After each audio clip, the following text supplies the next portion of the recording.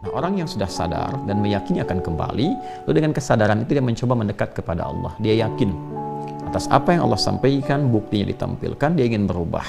Maka dia ingin menjadikan sisa hidupnya lebih baik.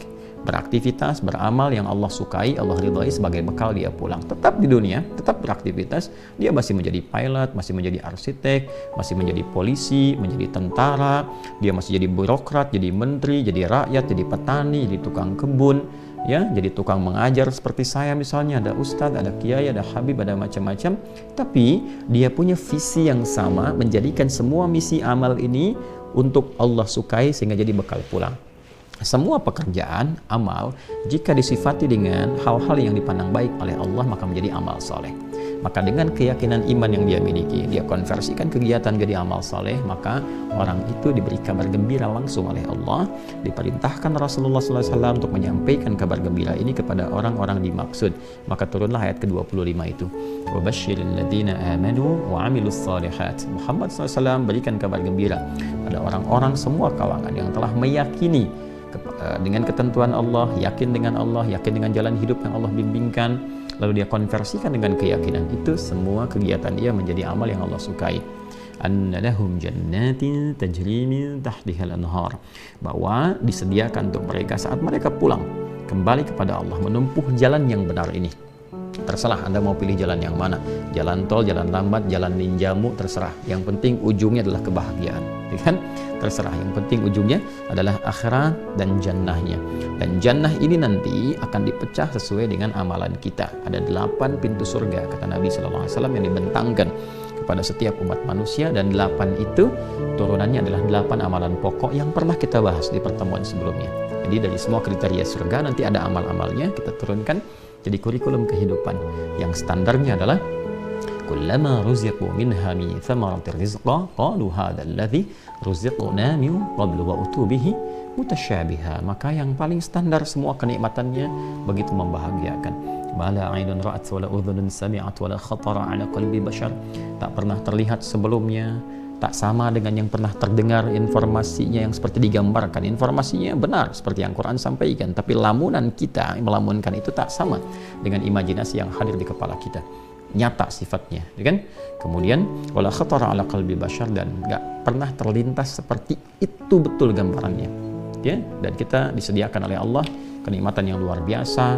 Kelihatannya warnanya sama, mirip-mirip, tapi rasanya bisa beda, Masya Allah. Dan pasangan-pasangan yang indah, yang serasi, yang membahagiakan, azwajun mutahharah, dan kekal di dalamnya, hum fiha khalidun. Nah, lalu kemudian di ayat ke-26-nya Allah memberikan pelajaran besar bagi orang-orang yang seringkali berargumentasi yang dangkal, seringkali menyoal hal-hal yang Allah sudah tampilkan dari contoh-contoh, sampai kemudian hal-hal kecil pun yang sebetulnya Allah jadikan manfaat di situ, ya soal juga. Ya, maka ketika Allah sudah tampilkan surga, gambarannya, keindahannya, dibuat contoh-contoh dalam berkehidupan, lalu diberikan metafor-metafor yang mungkin terkait dengan alam, dengan hewan, dengan tumbuhan, sebagian kalangan masih menyoal, bertanda ada persoalan dalam imannya. Maka diturunkan ayat ke-26 untuk merespon itu semua. Ya, contoh-contoh dimaksudkan ini baik mungkin yang terlihatnya kecil, sederhana seperti nyamuk, di ayat lain ada lalat dan sebagainya, atau juga ankabut, kan? Spider, laba-laba gitu kan, dan sebagainya. Pada hakikatnya adalah ada hikmah di balik itu yang diminta kita untuk belajar dalam. Dan keimanan seseorang itu yang menentukan bagaimana ia bisa menangkap pesan-pesan yang dimaksudkan lewat ayat-ayat dan perumpamaan dimaksud. Sehingga innallaha la yastahyi ay yadriba mathalan ma ba'udatan fama fawqaha fa ammal ladzina amanu faya'lamuna annahu al-haqqu min rabbihim. Orang-orang yang beriman, terpatri keimanan dalam jiwanya, dia menyadari, oh ini pasti ada maksud di dalamnya. Allah pasti memberikan pesan yang kuat. Bahkan dengan seekor nyamuk pun Allah gambarkan kepada kita satu hikmah yang sangat luar biasa. Jangan sampai hidup seperti nyamuk, cuman sedot sana, sedot sini, setelah tersedot semuanya meninggal begitu saja. Ada orang yang hidupnya cuman tenaganya tersedot, terkuras untuk kerja, kumpulkan harta, ini itu, nggak sempat cari bekal akhirat dan meninggal begitu saja. Nastapa dia, tidak melahirkan apapun kecuali penyakit dalam berkehidupan, ya kan? Sehingga mesti diperbaiki, ya. Dan pun demikian, karena itu Nabi seringkali mengilustrasikan, diantaranya yang sangat viral kan, Kalaupun ada dunia itu bermanfaat untuk berkehidupan, itu kan sementara saja. Kalaupun ada manfaat yang benar, maka kalaupun ada sekecil ya sayap nyamuk, sayap nyamuk saja, sekecil saja, ya, maka tentunya tidak akan pernah diberikan pada orang-orang yang ingkar kalau memang kebahagiaan sejati. Tapi ternyata dunia kan fana, ya, tidak mendapatkan apapun kecuali setetes saja, bagian kecil dari kehidupan, setetes. Ya, jadi kalaupun ada nikmat yang diperoleh, jangan dulu terlampau berlebihan, jumawa, sombong karena Anda hanya mendapatkan setetes saja. Ya, pun demikian. Kalaupun Anda sedang kehilangan sesuatu, jangan terlalu sedih meratapi karena yang hilang itu setetes dari diri Anda. Ya, masih banyak sekali yang terbentang di hadapan kita. Kan bisa kita dapati. Wa ammal ladzina kafaru fayaquluna madza arada Allah bihadza mathalan yudhillu bihi katsiran wa yahdi bihi katsiran wa ma yudhillu bihi illa al-fasiqin.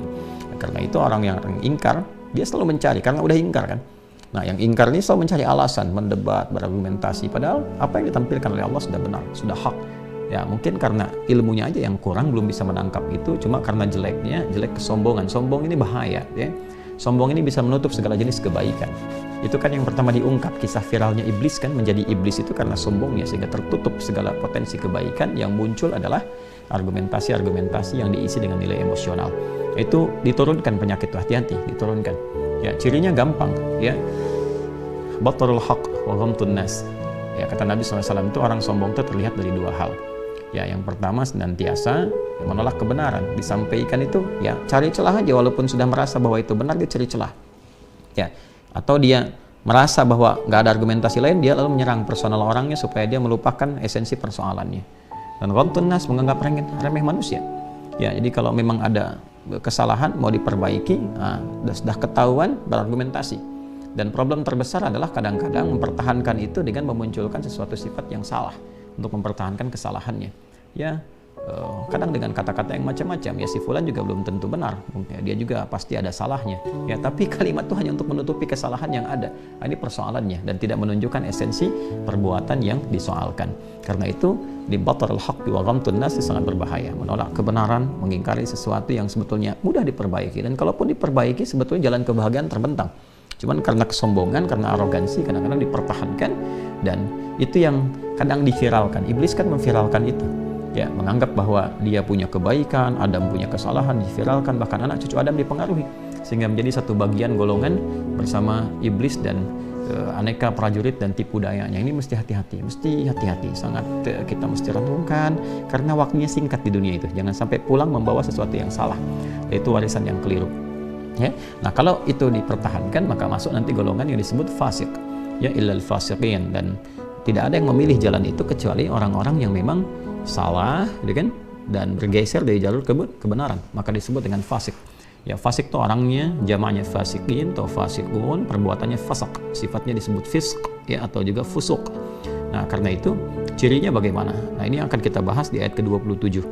Hati-hati jika ada orang yang terkontaminasi dengan ciri-ciri ini, segera bertobat, termasuk diri saya, kita semua. Karena kan setan itu terus menggoda sampai kita akan kembali kepada Allah, dan puncak godaannya saat sakaratul maut.